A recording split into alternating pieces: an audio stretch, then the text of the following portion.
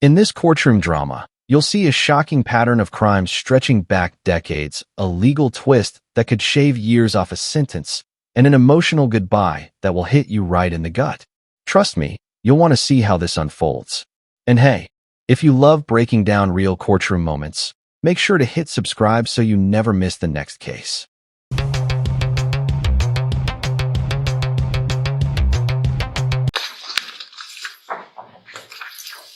Good morning. Are you Stephanie Martin? Yes, ma'am.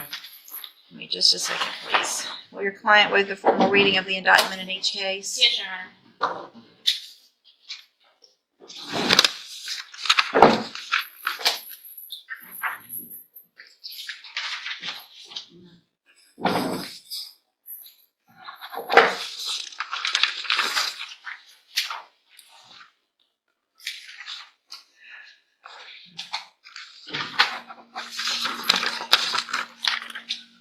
All right, Ms. Martin, in cause number 20, let's see where am I starting? Which one's being dismissed? It's ending in 247. In cause number 24, DCCR 0248, you're charged with the state jail felony offense of possession of a controlled substance from October 1st of 2023. The indictment alleges that you were previously convicted of possession of a controlled substance on August 24th. This is where things get heavy. Notice how the judge carefully lists not just the current charge, but all the prior convictions. That's because in Texas, repeat offenses stack up like dominoes. The state is building a paper trail to show this isn't a one-time mistake, it's a pattern. And when courts see patterns, sentences get tougher. 2015. And then after that was final, you were convicted of possession of a controlled substance April 11th of 2016, and also convicted of fraudulent use of identifying information on April 11th of 2016. And how do you plead to that charge? Yes. And are those prior offenses true? Yes, ma'am.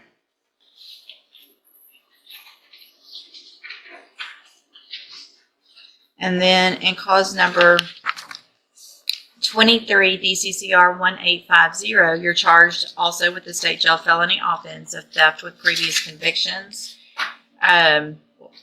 Well, not also, but in that case, that's what you're charged with. And that's from July 14th of 2023.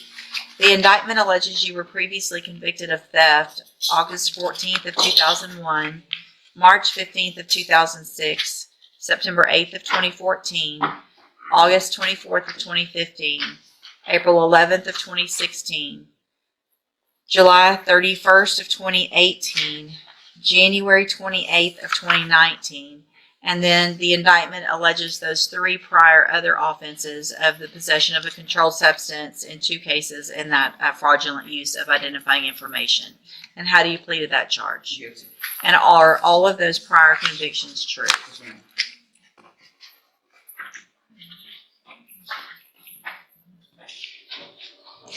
In cause number 250376, you're charged with the state jail felony offense of theft of property with previous convictions.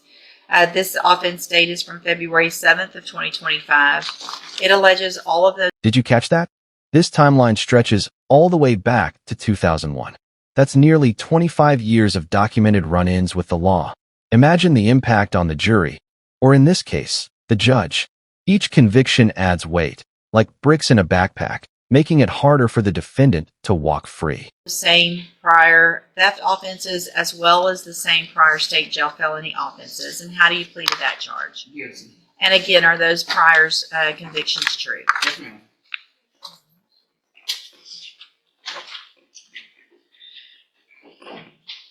And then finally, in cause number 250375, you're charged with the state jail felony offense of theft with previous theft convictions, and this is from February 18th of 2025.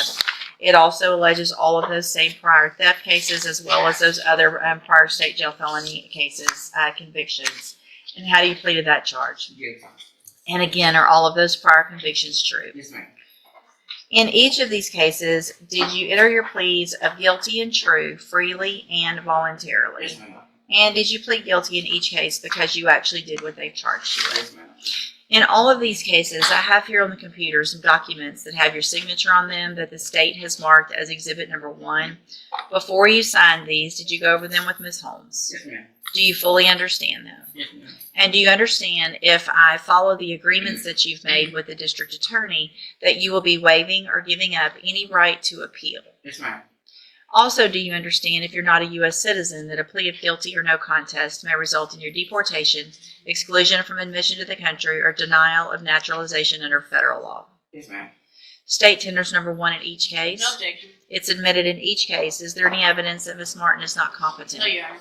All right, Ms. Martin, in each of your cases, I'm going to find that you entered your pleas of guilty freely and voluntarily, find that you're mentally competent and you understand the nature and the consequences of those pleas. In cause number 250375, find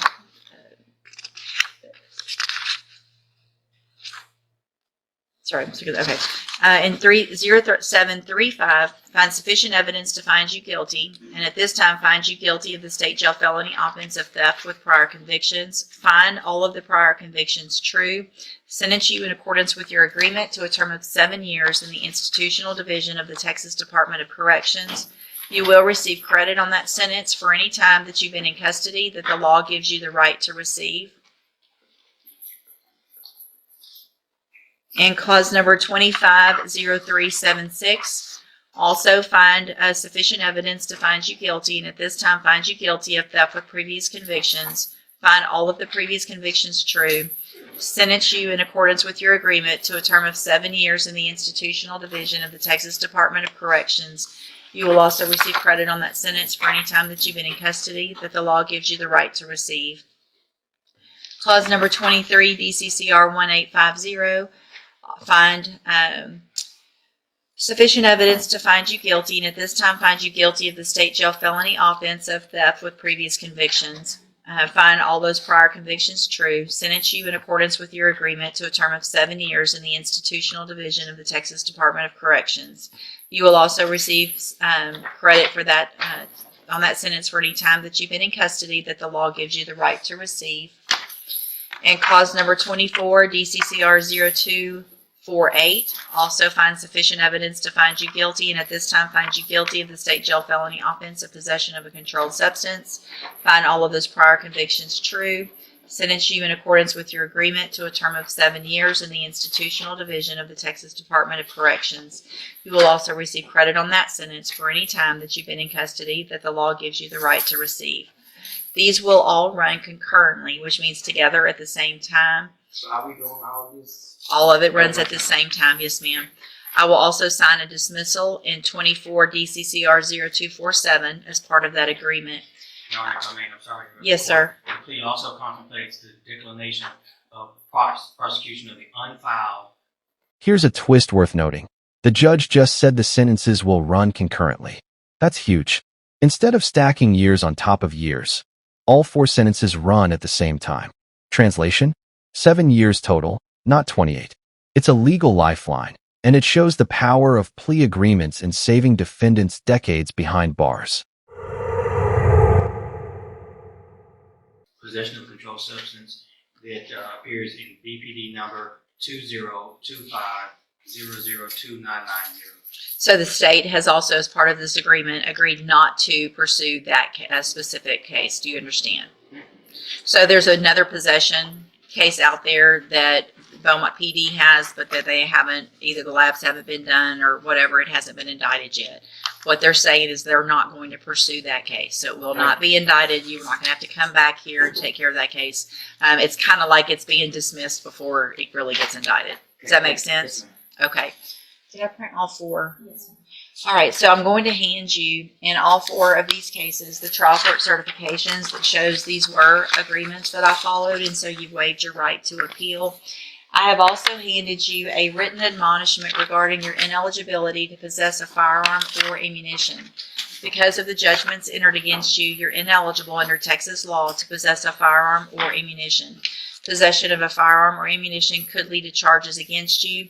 Firearm is a legal term, and you should read the written admonishments I provide you to see what devices qualify as a firearm. If you have questions about the laws that make you ineligible to possess a firearm or ammunition, or about how long that lasts, you can talk to Ms. Holmes. Yes, ma'am. I'm sorry. Can I say what told my kids right there? Can I just tell them about From here, yes, I'm ma'am. sorry I let y'all down. And I will see y'all when I come home, okay? I love you, bitch. I love you. So, Ms. And there it is, the emotional gut punch. After all the legal jargon and sentencing, it boils down to this: a mother telling her children goodbye. It's a raw reminder that courtroom decisions don't just end at the defendant. Families, kids, entire lives get reshaped by these rulings. Heartbreaking, isn't it? St. Clair, the thing to do is to take advantage of any opportunity you have while you're in custody so that when you do get out, you can be a part of their lives, okay? All right.